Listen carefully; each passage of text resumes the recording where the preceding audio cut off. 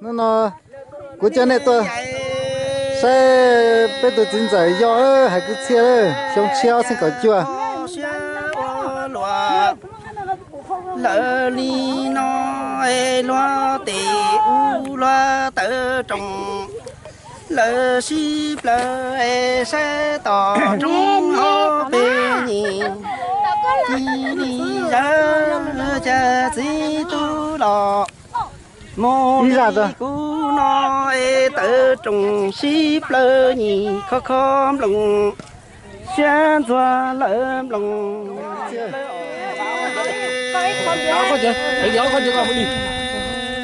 Có gì đó cũng là tay. Có gì đó? Cha thì lâu tia nhị lâu dù ấy dùng gió chi xa lo nổ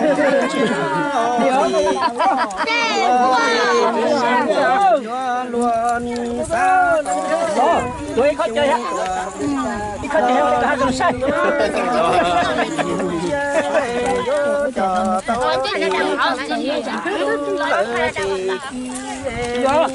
Má, con có cái sao? Nè, nó đi đi mà. Du li no e yo e li yo mo tu ta mo ki e ta linh yo lu cha tua e cha ke ne lơ li mo e lo tu ta mo chơ lo mu tơ ta lia e lo tơ no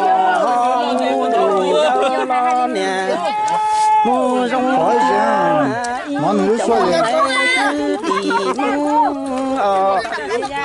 vậy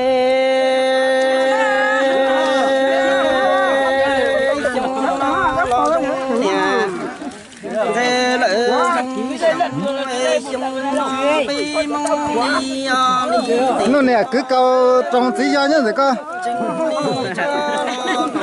ta tận đây nó Mấy tụi cày đấy mà.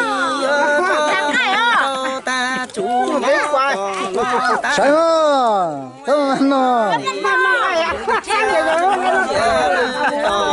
Mấy tụi cày nó rong nè nó rong xong ni mi cứ tìm mong lỡ đi hông sơ tòa nó về ta